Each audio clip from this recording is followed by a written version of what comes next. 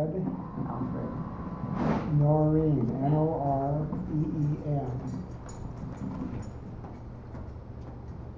Arlene, Arlene. Thank you. Same last name. We use that system. We had 5 offspring, and let's see, well, only one was a woman. She did not change her name. All our boys, of course, were Noreen and State, but their wives, 2 of them changed the names to the husband, and 2 did not. That was the baby boomer generation, and whether you took the husband's name or not was becoming very optional at that time. Oh, when was that? Well, that would have been around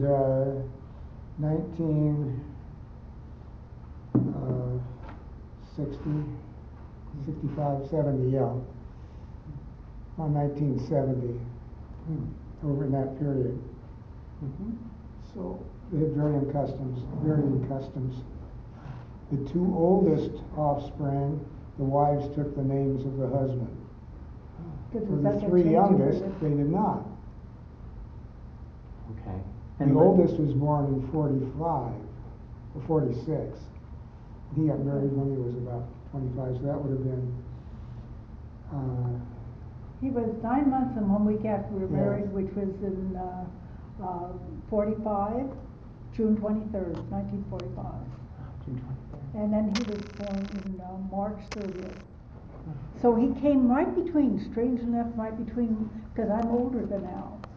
And he was 16 in senior in high school. You don't usually get that, it's usually 18 or something. He was 16, I had no idea he No, I was. was 17. I was 17, so, but anyway, so he was born right between, had become 22, and he was just becoming 21. So he was born between our, so I was 2 years older at the time that he was born. Oh, wow. And Linnea, which one of the kids is? Linnea, she is our oldest son's oldest daughter. So she is our youngest grandchild. Or excuse me, our No, she's oldest oldest grandchild. Oldest grandchild. Yeah. The youngest one is from our daughter, who is the youngest child of ours. And she's a senior at Northeastern University in Boston. So she's around 21 or so. Yes, she's 21. Wow. And 4 children. Eric is the only one who has his doctorate, but about 3 have their masters, and then 1 has his bachelor's. So that 1 master's from Harvard, 1 master's from, what was the name of one that Gary went to? Armour, not No, Carnegie Mellon, he got a master's Carnegie degree. Mellon. I'm from Caltech, Yeah. Berkeley. Anyway. Not Caltech, University of California, Berkeley. Yeah. Got another master's degree. Yeah. Wow, 2 masters. Yes, and then one One doctor. got an MBA 2 from masters, Harvard. 3 masters. Wow. Becky has masters too. I did not send him to Harvard.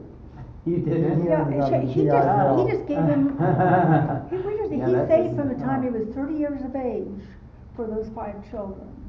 And so to go through college. But they And, all went to state schools. In state schools, but they went on their own, because most of them were in the Army or the Navy, and by the way, he's a World War II vet, Oh. as well as Korean vet. And his sons Thank were you in for the your Vietnam service. War, and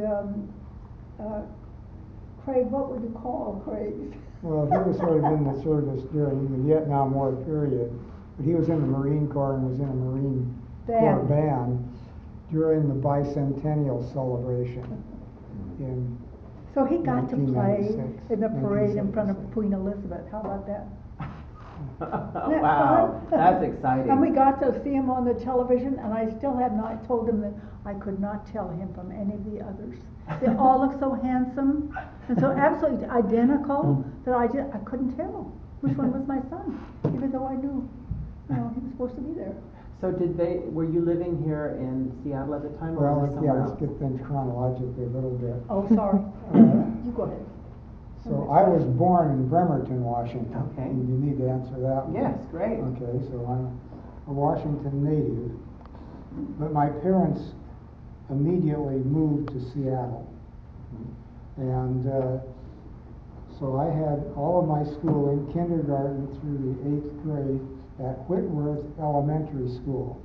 You may not even know Whitworth Elementary School. It was right up end of Hudson, 46th Avenue South, and about Dawson Street. It was Whitworth Elementary School. It doesn't even That's exist quite anymore, close. I think.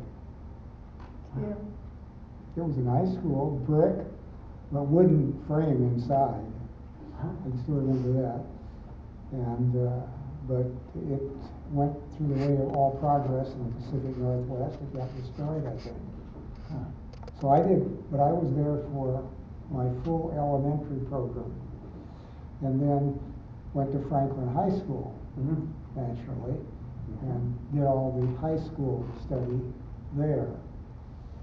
And then after graduating from Franklin, University of Washington, and I was in Naval ROTC during the World War II, and was able to remain and get my commission and degree in 1945 from University of Washington. So he's just in the latter part of the war. Yeah, it was a good Very timing. fortunate. Came out just Very as the war was just about over. My class, though, the Naval ROTC, was, I think, really sort of destined to support the invasion of Japan. Fortunately, it didn't take place. So most of my classmates then didn't go very far in the Navy at that time. I was in the reserve, and was still in the reserve at the time of the Korean War, so got recalled to active duty for that. But by that time, we were living in Illinois.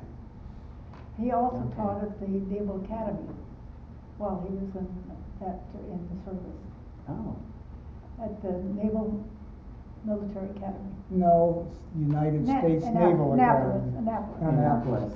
I did I served for 1 year reactivating a destroyer, which had been in mothballs in Charleston, South Carolina.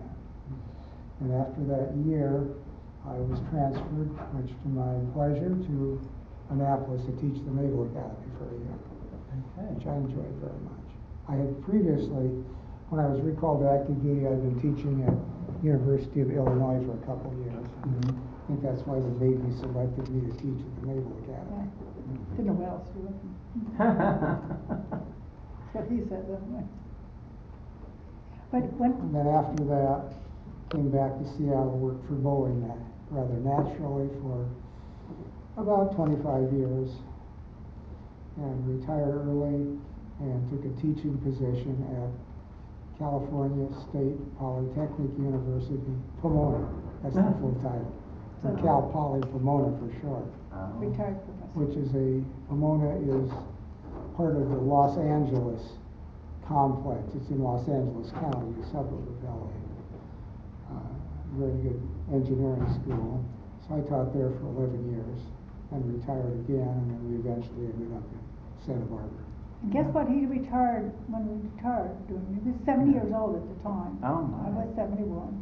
And we retired and became volunteers at the national parks, at Bryce Canyon National Park. beautiful. For 4 years, and then we came to Mount Rainier National Park, and we're what we call nature interpreter volunteers. Oh, okay. So we had a uniform, and we took people on walks and talks and things like that. And I had charge of the junior rangers and things like that. So we still kept serving.